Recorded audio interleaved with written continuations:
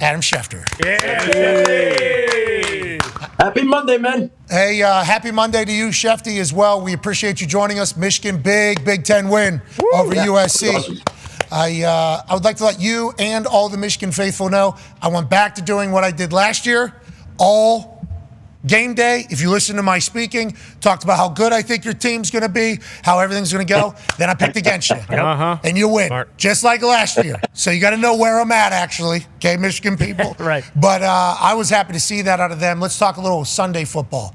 Any injury we should focus on the most? Justin Herbert, maybe. Let's start in Pittsburgh, Pennsylvania. Yeah. Cam Hayward lands on Justin Herbert at the end of a tackle. Seemingly, I don't know if it gets twisted or if it gets kneed or whatever ends up taking place. He ends up exiting. Obviously, they got a massive game coming up. He's a focal point. They said it's just sprained, just injured. What's up with Herbert and what should we expect there?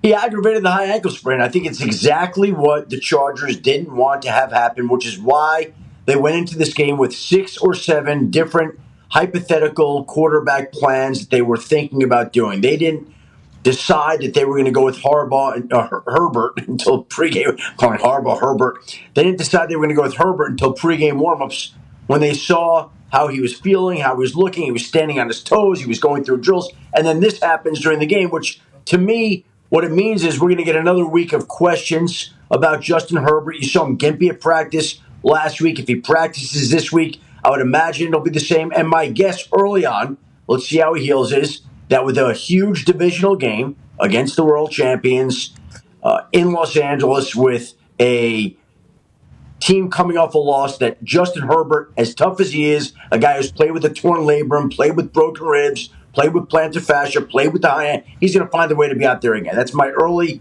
read on it. We'll see how he does during the week, but it's going to be another week of tracking Justin Herbert. Okay, and Coach Harbaugh, obviously, he is not qualified to talk about him. When will we actually get an answer on Herbert? Just game day like we did yesterday? Well, again, let's see how it goes. Again, we'll see how the week unfolds. My guess it'll be the same kind of thing where he's listed as questionable on Friday. They're not going to decide until they get closer to game time. Like, do you think they're going to rule a guy out who's this tough in advance unless he's really hurt? I don't. So, again, I think this week will unfold in a similar fashion to last week. Okay, let's talk about DeVonta Smith for the Philadelphia Eagles. Massive win in New Orleans. Congratulations. Congratulations. Hey, Goddard was floating out there. Dallas Goddard was floating out there. What do you have, 11 receptions or something like that? 10 for 170. 170 yards, obviously massive one in the fourth quarter right here. Little drag route, miscommunication by the Saints defense, and Dallas Goddard is off to the races. Is that Noah Lyles in the hundo without COVID? No. Oh. Gets tackled. They would obviously go on to score, and the Eagles get a big-time win. But one of the biggest plays in there was DeVonta Smith getting his head. I mean, one of the biggest shots I've seen in some time, just because the amount of momentum that was going one way and then boom, the other way, helmet off, obviously out, and then jump on top because the ball was out. CJ said it was one of the dirtiest hits he's ever seen. I assume the Saints would say differently. What is the update on DeVonta Smith? How should we be viewing that? They got him and Lane Johnson in concussion protocol this week. So typically, normally guys in protocol usually don't make it back for the next week. So now we've got 2 wide receiver questions for Philadelphia, not to mention a major one along its offensive line with Lane Johnson. A.J. Brown initially had said that he thought he would miss a couple of weeks. This would be a couple of weeks. So I'm going to guess that A.J. Brown's going to test out the hamstring to see how he's doing. And DeVonta Smith has to go through the protocol to where he's got to get cleared. It's always very difficult to predict whether a player will or won't make it through protocol, other than more often than not, they don't. So that's kind of where we're at with DeVonta Smith. And the Eagles have 2 big questions going into a big week, and they're fortunate to get that win. Goddard makes that play, defensive breakdown. Can you imagine what that city of Philadelphia would have been like if they had lost that game yesterday? Oh, boy. Well, Sirianni, though, just won't take points. This guy. Down 3-0 going into the half. Even when they won, they still want his head. 3? No, oh, yeah, there's a lot of hashtag I don't want to overreact, but pretty serious things being said about old Paisan over there in Philadelphia. But 3-0 going into the half. No points. 20 seconds left. No points have been scored in 2 quarters of football. Everything you were preparing for has not worked. You are in the position to kick a field goal and tie this thing going into half. Reset. 3-3 going into half in New Orleans. You would consider that a win with how good your defense is playing against this New Orleans Saints offense that has been an absolute buzzsaw. 3-0. 3-0. We're going to line up like we're going to do a tush push to guarantee one. And we're going to be down 3-0 going into half. Same thing happened a week ago. It's like Sirianni being that stubborn. I appreciate. Sure. I do certainly appreciate. Eagles fans seemingly do not appreciate. They do not appreciate it at all. They want him gone today, even after a win. Huge win. You know what? Like, if you're watching the game yesterday, they flashed to the fans in the stands, and they're all going, 3, 3, 3. And he bypasses it, goes for it, gets stopped. I was saying, oh, this is going to be so ugly on Monday. And then Dallas Goedert bails him out with the play. They win the game. And it's always I understand there's still questions, but it's a little bit more muted. It's not as hysterical. If they win the game, they did win the game. People are still mad. They're still upset. But at least there's not rioting in the streets about it. I mean, it's crazy. Hey, winning cures all, man. Legitimately. Until next week. Because if they lose next week, they're going to say, you remember going into half, down 3-0. Everything just carries over. It's a carryover into the bubble. But here's the thing. Like, they lose Monday night to Atlanta. They're on the brink of losing in New Orleans. They find a way to pull it out, to their credit. Very gritty, very impressive, right? But if they had lost there, which they didn't, now they go into Tampa, to a Tampa team that just got shellacked by the Broncos. Tampa's going to play a great game this week. And then they go on a bye. So you can begin to let your mind wander where these things could go if they lose to Atlanta, they lose to New Orleans, they lose to, oh boy, it'd be ugly. Instead, Dallas Goedert, this son of a bitch, all down, striding out, doing his thing. Jalen Hurts, massive game-winning drive. Congrats to him. Put that under the belt in the resume, because we have to remember that every game you could lose, you could win. That's right. And they did. Congrats to them. Saints, I bet you they're wondering what the hell happened. They are. Yeah. We were wide open all of a sudden. Now we're back to CJGJ said, we know who that quarterback is. We all do. That was kind of a shock. Derek Carr needs not to listen to that. Right. Don't be listening anytime CJGJ is talking about you. I think that is probably a good life lesson. Let's talk about another team that is dealing with an injury at quarterback position this time. D-Butch got a question for you, Schefter. Talk about doom and gloom. It's kind of looking like that for Dolphins fans. All I've been seeing relate to us are butt cheeks all over my timeline. But as far as the quarterback situation goes for us, Skyler got banged up. Obviously, Tua's on IR. Do you have any information? Maybe are we working the phones, trying to get a trade, trying to sign a guy available? Any information there as far as what Miami's doing with their quarterback situation going forward? You know, here's a team that was all in, right? Like, they paid Tyreek Hill. They paid Jalen Ramsey. They paid their head coach. They have some veterans. They paid Tua. Like, they're trying to win. So Tua gets hurt, and then Skylar Thompson exits with what looks like a pretty painful chest injury, doesn't finish the game. Obviously, we'll see if he can even make it back for next week. But even if he could, you still have to address the quarterback position before the season slips away. In my mind, like, they have to be making calls. Didn't hear anything back this morning, but there are 3 quarterbacks in my mind that make sense. Now, I'm not telling you that they have or will reach out to any of these quarterbacks. But I think I'd call Denver and I'd say, what would you want for Zach Wilson? I would call Pittsburgh and I would say, what would you want for Russell Wilson? First rounder. And I would call Cleveland and say, what do you want for Dorian Thompson-Robinson? Because they have to save their season here. And it doesn't look like they can. Now, maybe Tyler Huntley can step in relief here and stop the bleeding and get things back in order. But I like him. But to me, they have to look for another quarterback too. Agreed. And those would be the guys that I would be looking at if it were me. Okay, so Tua is IR for 4 weeks. 1 has already happened, so it's 3 more games he is out for, at least with the IR designation that the team put on him, so that he can have ample amount of time to figure out whether or not he wants to play football this season or football ever again. Is that still the acting? And has there been any development in that world, or are they still just buying time to see how healthy he gets, Tua?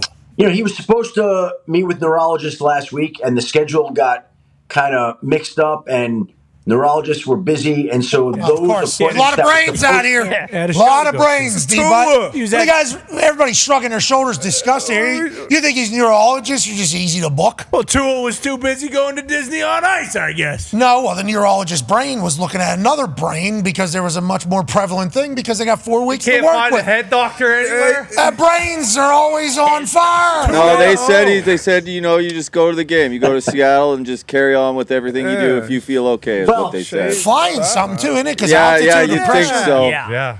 How about this? I had to fly 10,000 feet all the way home from Oklahoma. Sorry, what? Haven't even talked about this. We haven't even talked about this. No Wi-Fi. 10,000 feet. Well, it came and went anytime we hit the wind. It's 10,000 feet and above, we got Wi-Fi. 10,000 feet below, you don't got Wi-Fi. St. Louis had quite a little storm on Saturday. I was in the middle of that thing, 10,000 feet. Couldn't go any higher because there was an oxygen leak in one of the tanks. Oh, What? That's safe. in the So plane? overnight, so I guess we weren't allowed to get to a certain altitude because if we would have needed the oxygen, it ain't there because it was leaking all night. So we flew at 10,000 feet from Oklahoma, 2.5 hours, all the way to Indianapolis. I saw it. That is your worst nightmare right there. Whoa, couldn't get out. So as soon as they tell me this happens, the planes that we fly in can get to 40,000 feet because that's where smooth air is. Yeah. That's the only reason why I fly in those planes. We are handcuffed at 10,000 feet. Hitting treetops. Due to FDA regulations or whatever the fuck. As soon as they tell me that, I go, any storms on the horizon? Because we're not going to be able to get around them, right? And they go, we look pretty good right now. And then all of a sudden, I see them start to move. Like, we are going this way, and I start seeing the plane on the map start go this way. I start feeling, I'm like, must be something. Crack open the door. I look up there. St. Louis has got a middle of we're in the middle of no service. We're at 10,005 feet. We're at 9,400. It was, and then all of a sudden, we're on the other side. And boy, it's beautiful. Anyways, pressure on your ears. Well, Tua might have had an astronaut helmet on. We don't know that. He might have just had like the shoulders and up. We're thinking good news, though, right, for Tua, as opposed to that plane, 10,000 feet, 2.5 hours. Can't go certain speeds either at that. Oh, yeah, that's crazy. Nuts.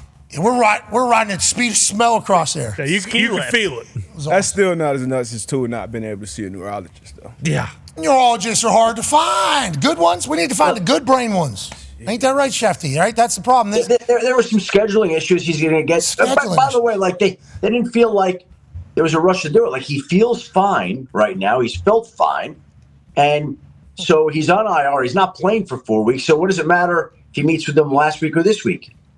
Well, neurologists need to have a little bit of respect. This is a man's future. That's right. This is the National Football League. This is the highest level. Yeah, can we get a damn neurologist to look at our... It's happening this week. All right, this week. Allegedly. Allegedly. All right. Good to see the Dolphins fans are. Yeah, still fired up. Yeah. They can't watch Skyler anymore. No, And they're down boiled, too, already. Can understand 38 that. years old. That might be the worst Dolphins game I've ever seen in my life. Good news. Can't find neurologists. Anyways, AP Tone has a question for you. Co-host of the Adam Schefter podcast this week. AP Tone has a question for you. Yeah, Schefter, we were talking about Sirianni earlier, and they got the win, so it kind of calmed it down. You know who didn't get the win was the Dallas Cowboys, and that's back-to-back weeks that they were embarrassed at home. Now, the scoreboard, if you're just looking at the scoreboard, 28-25, that's not bad. We know that we were putting lipstick on a pig there at the end of that game. Good onside kick, though, Brandon Aubrey. Yeah, 65 and an onside. He's unbelievable. This Brandon Aubrey might be an actual mule. Yes, in the big. You know those things that are half mule? What are those called? Minotaur. Yep. Man, so he might be half mule, half man. This dude is phenomenal. Only onside kick recovery in the last 2 years. Wow. Fourth quarter, 28-12. This game was over, everybody thought. Brandon Aubrey said, not so fast, my friends, like he's Lee Corso. Let me hit a little sidewinder. Old buddy from the Ravens, he said, we got the ball, we got live action. Dak goes down and scores. Yeah. Dak goes down and scores, throws a great touchdown. And then they have to complete another one. They don't. Ends up 28-25 or whatever. It's like they get back into this thing. And Lamar had to hit a big-time third down. Yes, he did. And they did to end that game. But back to your point, Tone. So is it getting? Do we know how loud Boom, it's game getting? winner right there. We know it's getting loud outside of Jerry World with the fans. Yeah. Is it getting loud inside of Jerry World with the front office in that situation with Big Mike, or is he good? Worry about measurement. But Tony, here's what I would say there is like Jerry's always very patient, and even if it gets loud, what do you want them to do in season? Like, what are they going to do right now? What do you want them to do? Me personally, I love Big Mike. I'd like them to. He's been 12-5 the last 3 years. I'd like to see them stick it out with Big Mike. Give him a chance. Okay. And Dak said too. He's got. Well, hold on. He's got the highest winning percentage in Cowboys franchise history. I agree. He's won 12 games each of the last 3. Like, we want to get rid of this guy. By the way, he's in the last year of his contract. On the pig. I just asked a question. Yeah. I don't think that's the solution. And so again, I come back to the question: what do you want them to do? Like, they posed the question to Jerry Jones: why do you sign Derrick Henry? He said he couldn't afford him. Derrick Henry has the same agent as Dak Prescott. They have the same agent.